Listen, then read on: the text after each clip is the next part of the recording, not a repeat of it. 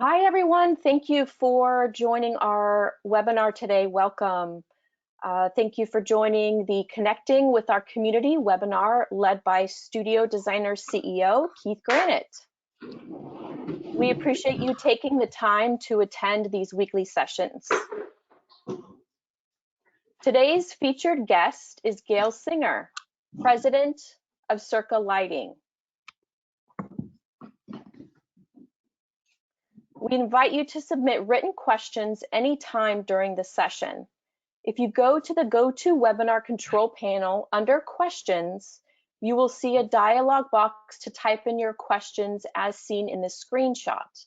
Keith is going to try to answer as many questions as possible in the 45 minutes that we have. And now here is Studio Designer CEO Keith Granet. Thank you, Sarah, and welcome everybody. This is our second webinar and a series of 12. And I'm privileged today to have Gale Singer with me. Gale and her brother Andy have sort of captured, they're the king and the queen of the lighting world through Visual Comfort and Circa Lighting. And I've worked with them for many years and just am thrilled that we have you with us, Gale. So let's just get started. All right. So first, well, thanks for having me. You're welcome. I'm glad you're here. How are things? You know, these, the words are repetitive, but these are unprecedented times right now, and it is, it's been quite an experience in navigating through it. So, but I keep on coming back to, being very grateful. Yeah. I know I wake up every morning going, okay, I think I'm okay today, and just be blessed by that. And it's all you can do. It changes every day, all day during the day. So it's just, being able to react to everything the best way that you possibly can. Yeah. And then just really realizing that it's bringing out the best in people, sometimes the worst in people, but most of the time it's been the best in people.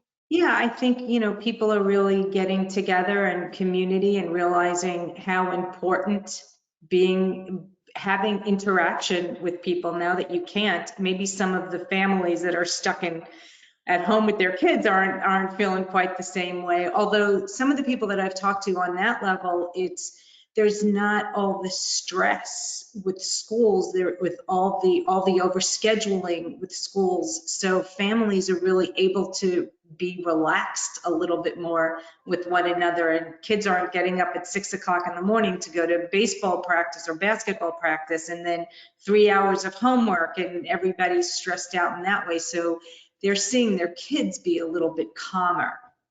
Right. Well, from someone who's living with 2 teenagers right now, it's a challenge, that's for sure. I can imagine. So what lessons have sort of appeared through all of this for you as an owner of a big company? Yeah, I think again, it goes back to being grateful for being in the industry that we're in, which is still working and is still needing product and still needs our product. And, we know that it will not continue, to the degree that it has been. But I think, the lesson is always resilience, right? Never give up. So we are out there, pounding the pavement a little bit different way than we've done it in the past. But it really is about being resilient, and it's also about being open to change. So we are doing business now in ways that we haven't done it before. We've never had anybody work from home. We now have everybody working from home. And so the openness and the ability to be able to be flexible like that and do that and still continue moving forward, it's been pretty remarkable. And also to be able to look, you never want to win at somebody else's expense, but the ability to take an opportunity that is out there to maybe do things differently than you've done it in the past. I think we're going to come out of this stronger and better than we were before. Mm-hmm. Yeah, I certainly hope so. I think that there's opportunities with every sort of challenge that we come up with, and there's also, new ways of thinking of things. They compare it to 9/11 in the airports. We learned how to adjust to that, and they've never been the same. Yeah, the difference to me on this is, and this goes back to your question about, what lesson you learned, is how vulnerable we are. So 9/11 was a horrific, like we've never seen before. But it was in New York, and it was in one place. And although the entire country and possibly the whole world mourned that, it didn't affect us directly if you weren't in New York, or it wasn't a family member that lost their lives in the tragedy. We kind of went on our lives in like we always do. But now we're not. Now it's a little scary. It's like living in a police state, right? Can't go outside, can only go and do certain things, can't get certain items. Like, who ever thought they would not have access to toilet paper? I mean, I don't think we in our lifetime, maybe in past generations that lived through the Depression, they knew that they lived through things like this, but we've never fought a war on our own soil. We've been pretty lucky. And, if we look at, America, home of the free and the brave, I mean, we've been free. And now we're not as free as we're used to being. Sure, that's true. So what surprised you most out of all of this that's gone on? Anything that sort of appeared as a big surprise? Or everything, probably. Well, everything is a big surprise because we just never imagined that we would ever be in a situation like this. And really, I think as a country, we're not prepared. We were not prepared for it, for sure. And because we don't think that things like this ever happen to us. And as a business, we're on a growth path of opening 8 stores this year. Wow.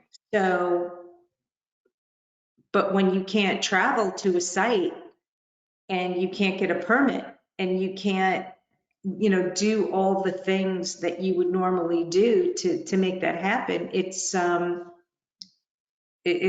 big impact. Sure. So what are you most concerned about when it comes to our industry?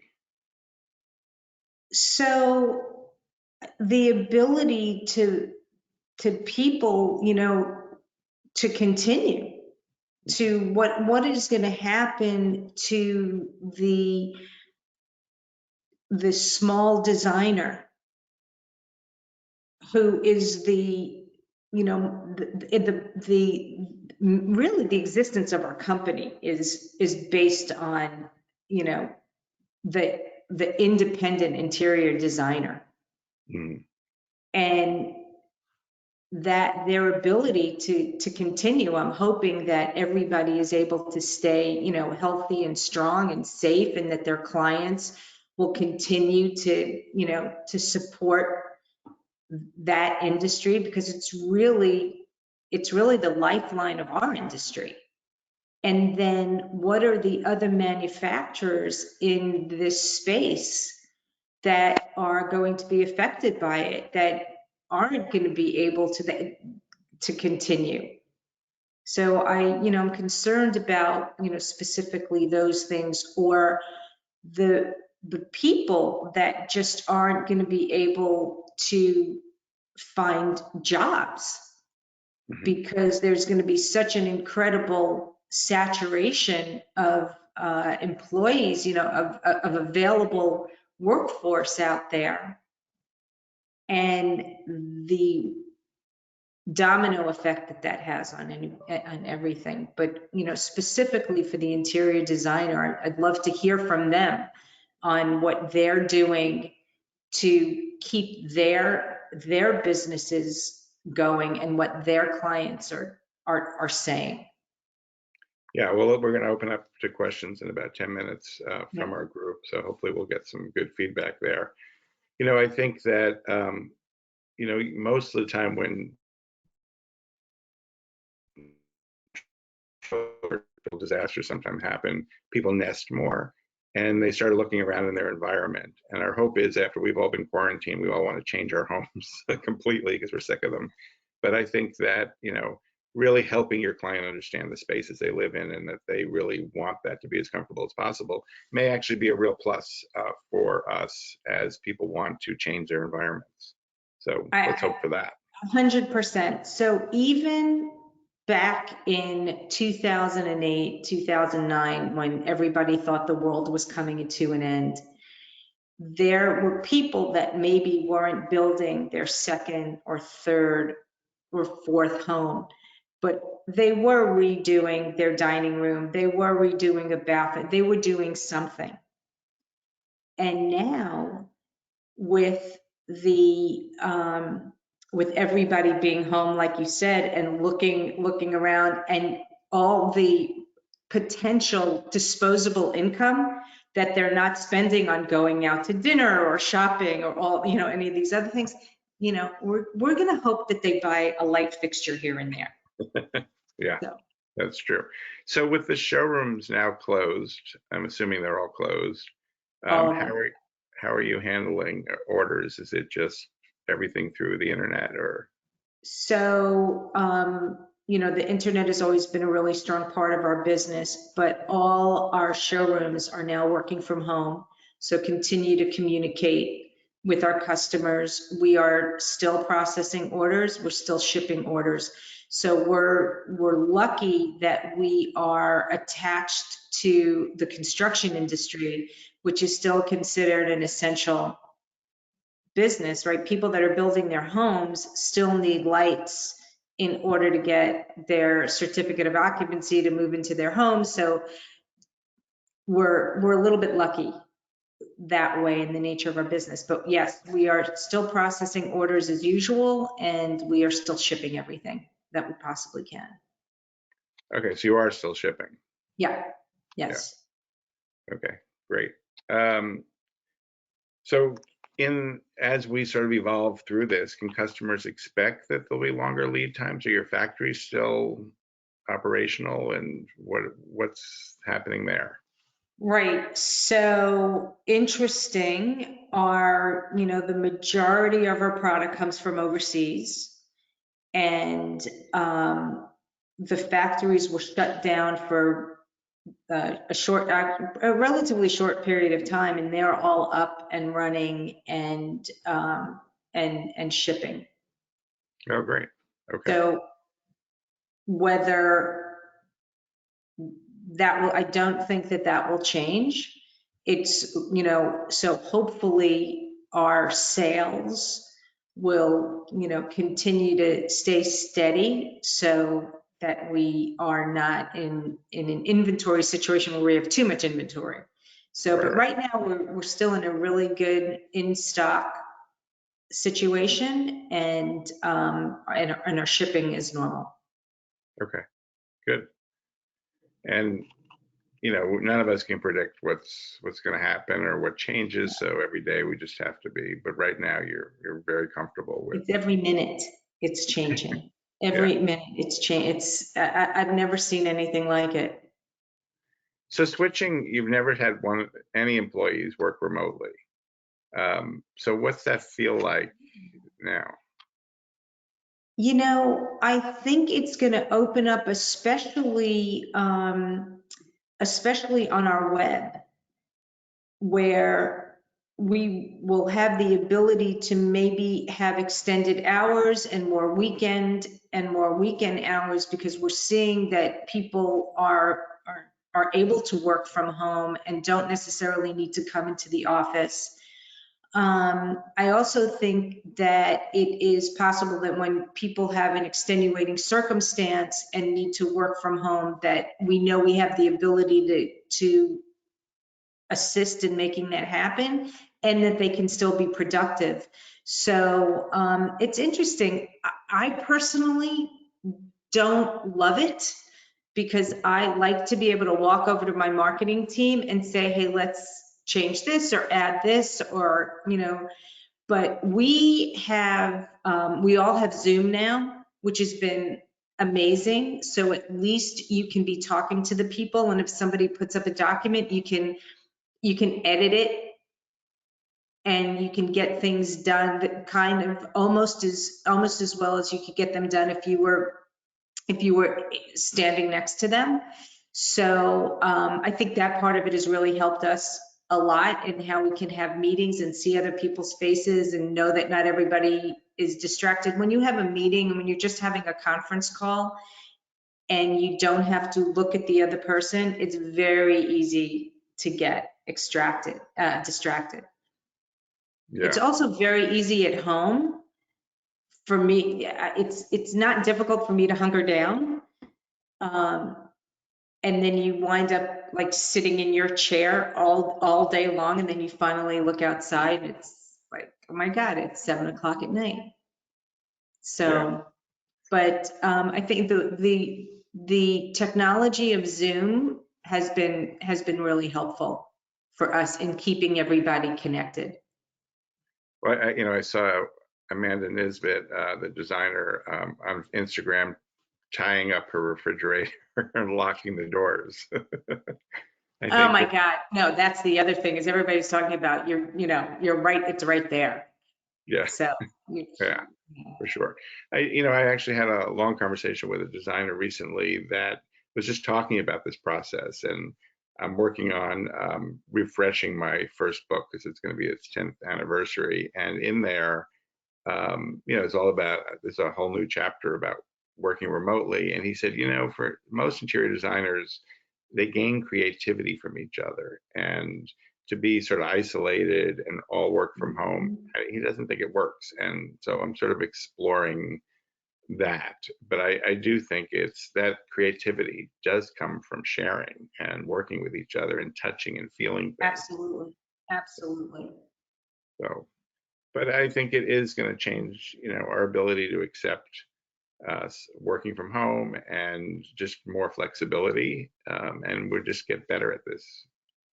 That's what I think. I do think it's an opportunity for us to get better at certain things, definitely. So speaking of working remotely, have you done anything sort of innovative in your company to make it any different, or do you? So it's interesting that you say that, because I just sent an email out this morning to our VP of sales saying, let's have a contest for our outside salespeople to see how they can get creative in calling on a customer without actually calling on them. Like, what can it do?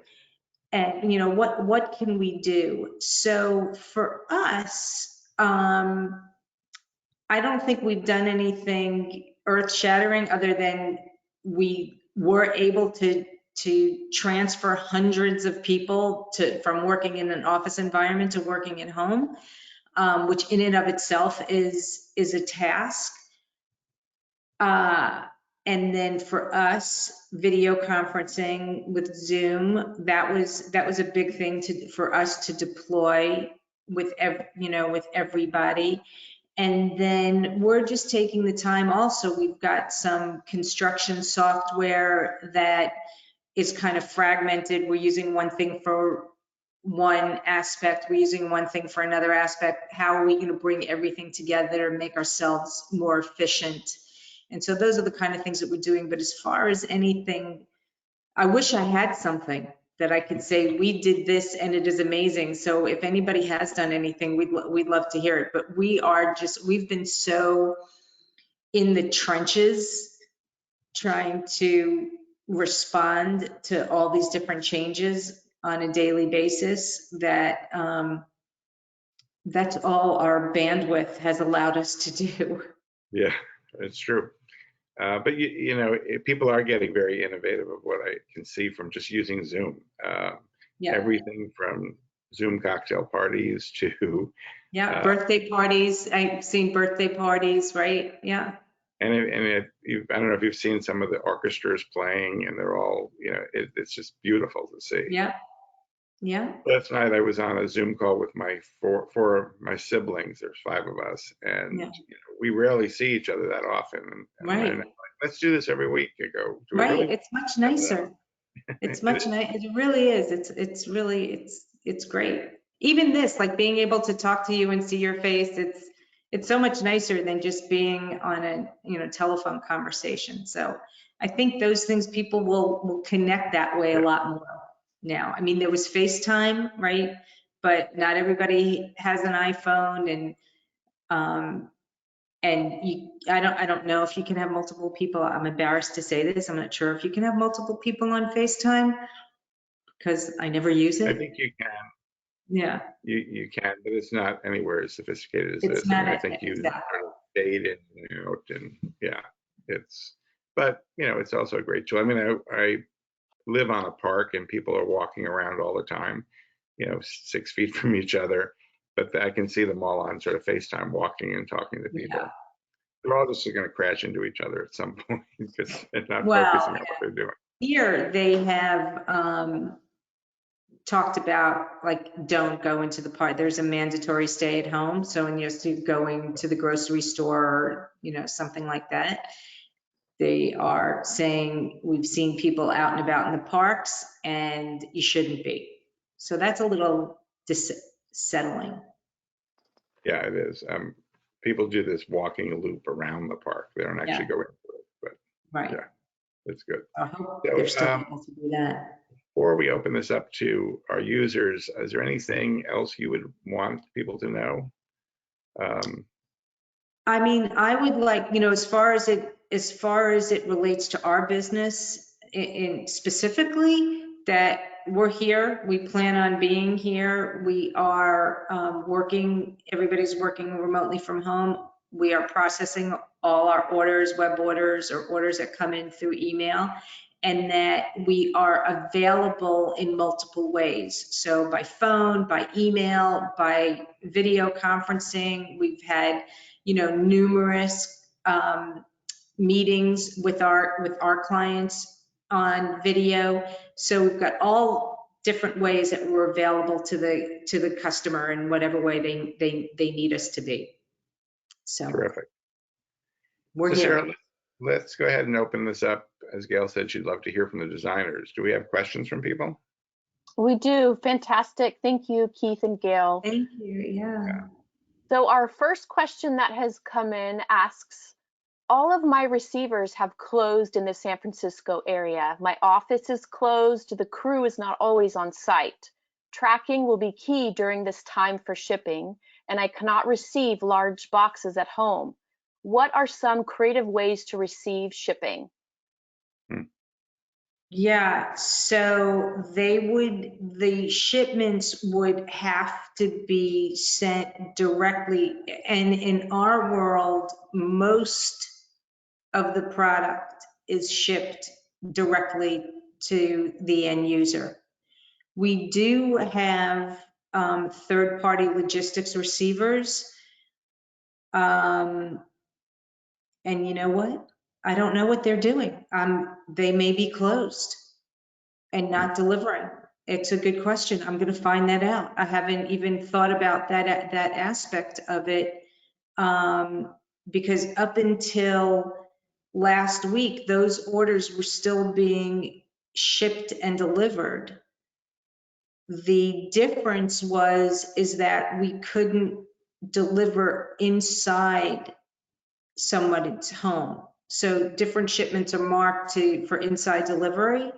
And so that I know was not happening, but whether our receivers are still working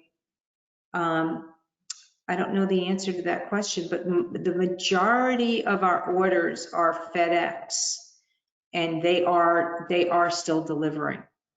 So I think it's on a case-by-case basis. All right, Great. thank you. But Thank you, thank you Gail. for asking that, because now I'm going to find out what's sitting in our 3PL receiver warehouses. Thank you. All right. So we have a comment from a user that has come in, and this is from Johanna. Thank you for caring about us small designers. Just hearing you as a company CEO say what you've said makes sense to me, and hopefully we can overcome any business challenges. Another reason why I've always loved Circa. Well, thank you. We appreciate that. And we understand, I mean, you guys are like I said, the lifeline of our business. You really are. So thank you for all your support. Okay.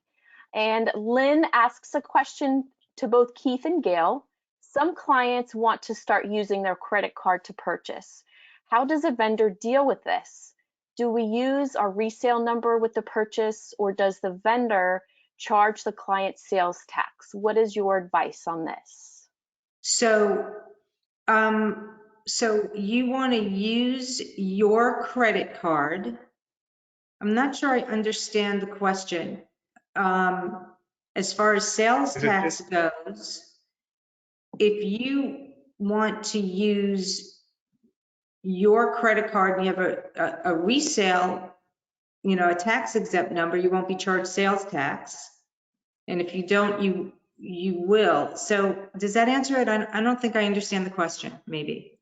A little bit Also, of clarification. Sorry to interrupt, Keith. Okay, Using sure. the client's credit card, not the Yeah, designer. so you know what? We don't care who pays us. We'll take the money from anyone who's willing to give it to us. Yes, you can use your client's credit card. It goes through your account. So everything that we do goes to the designer's account. That's for their protection as well. If we're very protective of our design accounts. So we don't want to open an account for somebody that's working through a designer. So it's your account. Your account either is tax exempt or not. And so regardless of the credit card, it's nothing to do with the credit card, whether you're charged sales tax or not. It's really how your account is set up. So if you're a tax exempt account using your customer's credit card number, you will not be charged tax.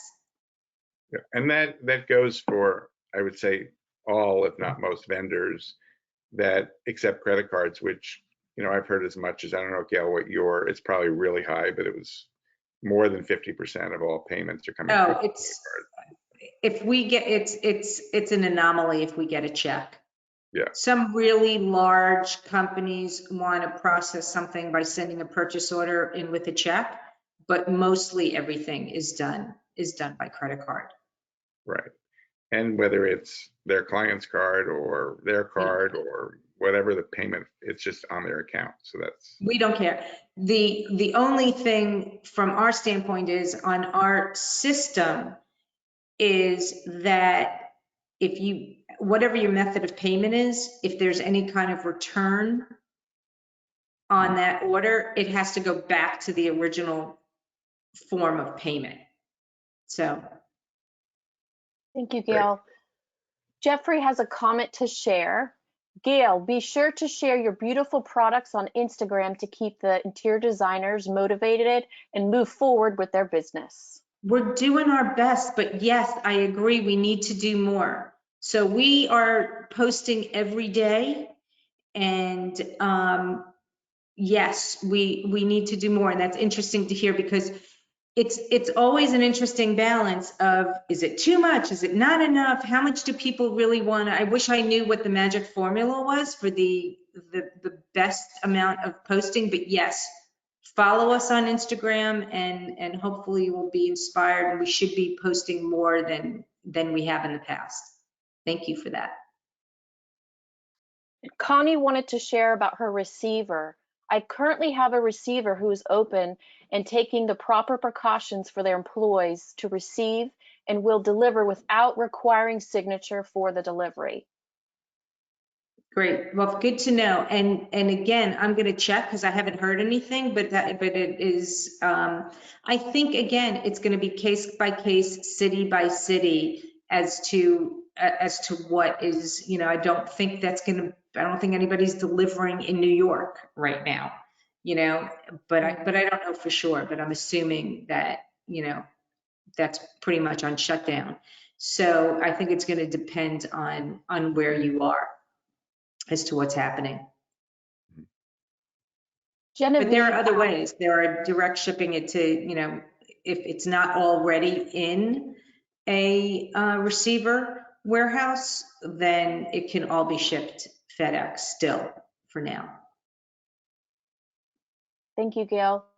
Genevieve asks, with the changing environment, are there any guarantees that the back order dates will stay firm and the items within that shipment will come? How can we best keep on top of these things? So the back order dates are never firm, ever, unfortunately. So we're beholden to our factories to give us information, and we do the best we can to manage that between ourselves and our customers. So my suggestion is, if it is at all possible, is to always order things that are in stock. And our website, and we're pretty much on any given day between 85 and 95% in stock. So if you really want to make it easier for yourselves, and sometimes there's no substitute, right? Like if you want a, you know, Sophia flush mount, there isn't anything out there in the market. Maybe there's a knockoff, but there may not be the real thing out there. And we don't have another thing that looks just like that. But we certainly have hundreds of other flush mounts that are available that would be appropriate probably for the space. So my advice is always to order things that are in stock when you know you have a hard date that you need to have something delivered by. And it just makes it easier for everybody to manage it. So on our website, you can sort by availability. And that's a good way to make sure that you're not constantly chasing down an order because something was on back order. But as far as our ability to promise, when something's on back order, like I said, we're only as good as the information that we get, and then we just have to manage it from there. So it's never set in stone that it's going to, you know, unless we know it's on its way to us, the best information we have is that this is when we're supposed to get it. So I hope that's helpful. Great. Thank you, Gail. Excuse me, another question for Gail comes in from Lynn in Savannah. You talk about Lynn, I knew you would pop up here. So Lynn in Savannah, you talk about vulnerabilities being exposed and making us work smarter. Do you see the opportunity for us to automate a labeling system for lights per room so that if the designer cannot be at the installation, it is clear to the electrical contractor as to where each fixture will go in the whole house? Sure, the designers make spec packets, but often those are not on site when delivery happens. Yes, so we try and do as best a job as we can in asking our customer to put a side mark on whatever the item is. And it's very interesting that you say this because I look at orders and I'm like, why isn't there a side mark on here? And they're like, the designer didn't give me one. And so I would impress upon you as designers to make sure that you put a side mark on everything. And then it's up to us to make sure that we enter it into our system that way. And there are even fields on our website when you are placing orders on the web that also ask you to put a side mark in. And then it is up to the warehouse to, when they're making the labels, to put the sidewalk label on the box. So there's a lot of hands that touch an order. And so our intent is for every box to be labeled. And so you as designers can help us mitigate that as much as possible by making sure that when you send an order in, that you have this, the project name and the side mark. And I have as much as told our staff, if you get an order that doesn't have those things, please call and ask them, because we know that everything that you do is going into a specific place. It's for a project, for a specific room. So we try and be proactive about it, and hopefully the designers will be, and then it's really up to the factory, you know, to the warehouse to take it to the end and actually put the label on the box. But our intent is, if we have the side mark, it should be on the box. And we will also often, if it's a large order, like a whole house order, many times somebody from one of the showrooms, if it's in a showroom market, somebody from one of the showrooms will go to the site on the delivery date and make sure that everything is put in its place. So we've done that as well. Sounds good. Side mark is key.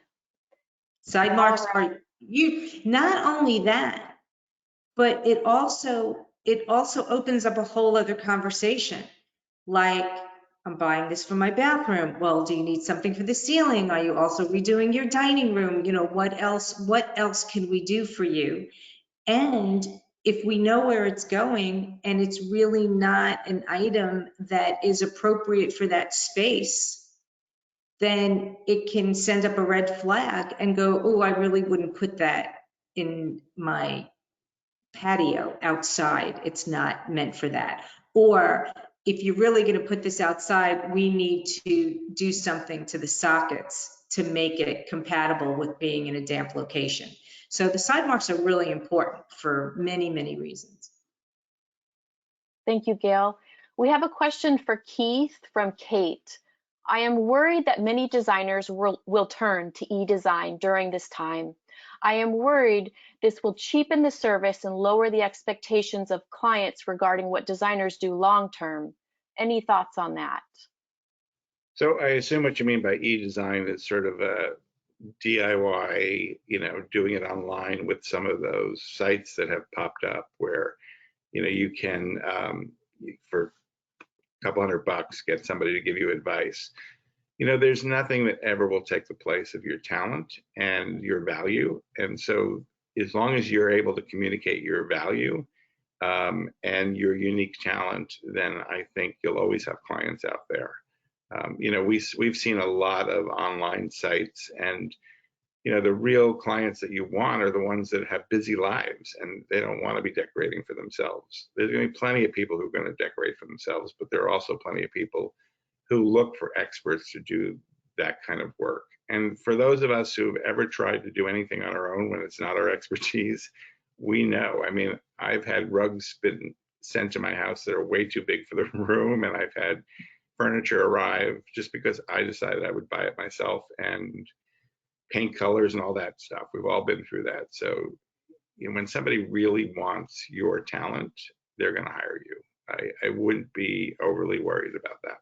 Yeah, I agree with that. And we are still in this is a very touchy-feely environment. People want to see things, they want to touch them, they want to feel them, they want to sit on it, they want to, it's very difficult, I think, like Keith said, to get it from looking at a screen on the internet and see proportions. So. And let's not forget, we're in a relationship-based business. So and the relationship is essential. Yeah. All right, thank you both.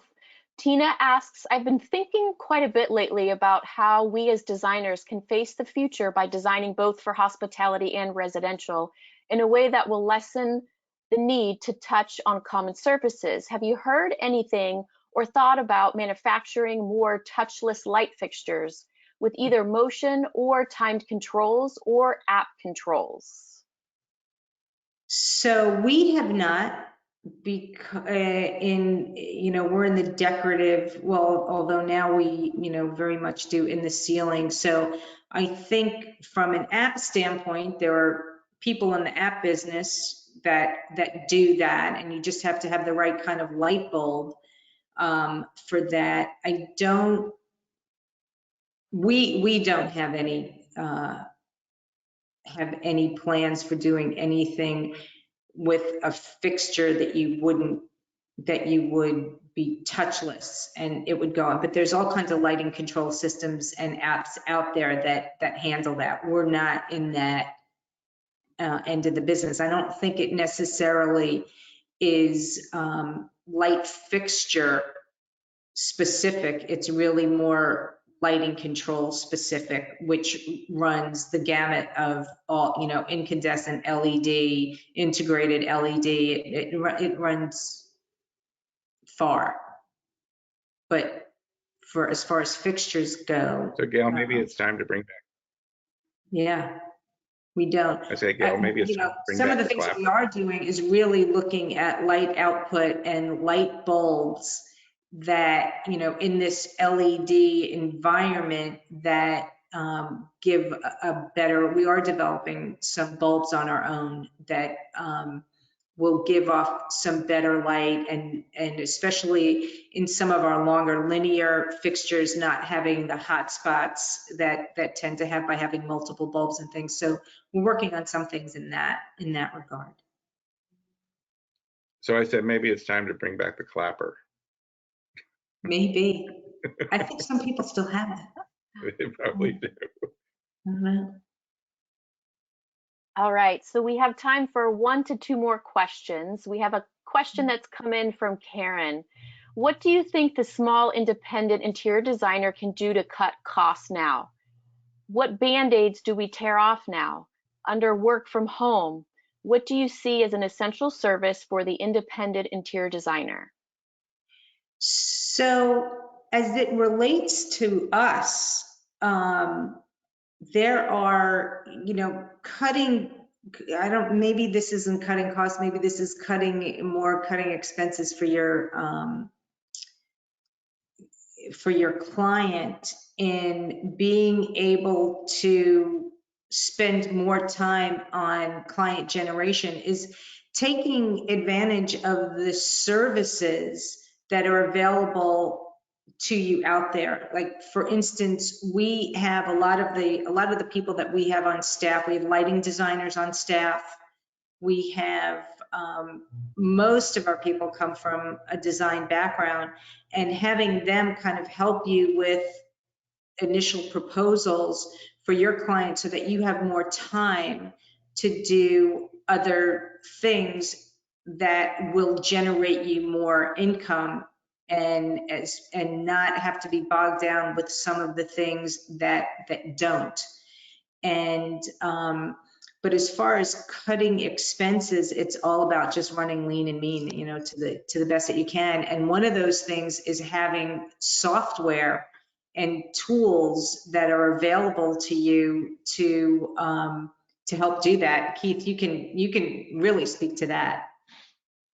Yeah, I mean, we have really felt that, the benefit we've offered right now is that people can continue to run their businesses, and they can all work remotely and still have access, when you have a cloud-based program, to communicate with each other and keep your orders running and your accounting systems.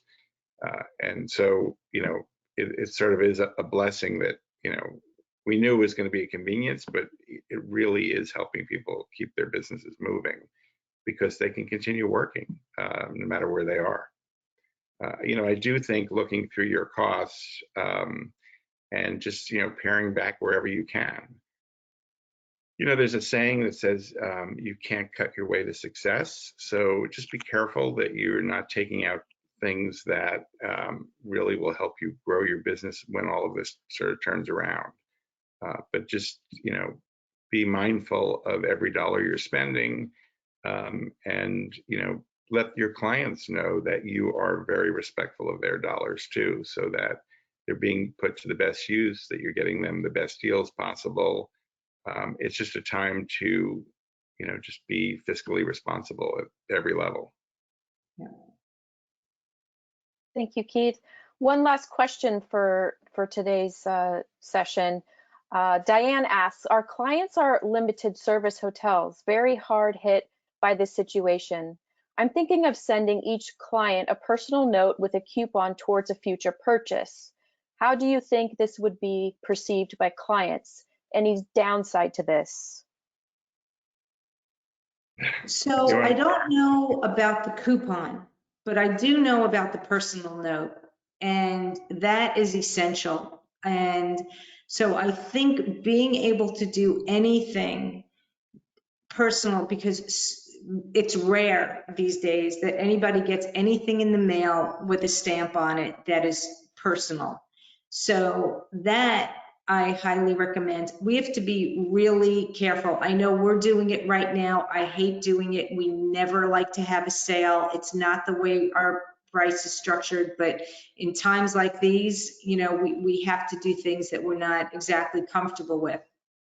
So, but the whole, especially if you're in the higher end, we have trained the consumer to only buy things on sale. You couldn't go to the Gap and pay full price on anything if you wanted to. And so we've dug this hole for the consumer. And so your time and your talent you have to, if you've got to value it. And the customer, your client, will understand that. But if you can stand out by sending a note, by asking, how can you be helpful during this time? You can't really come over, but if they're thinking about doing anything, how can you have a video conference with them? What are the other things that you can do that you're, to let them know that you're available, that you're still working?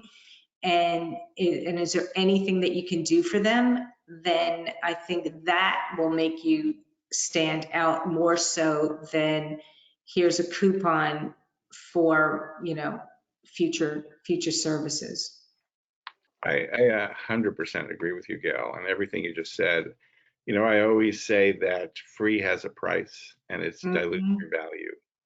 And that's communicating with them is the best thing you can do in any way possible.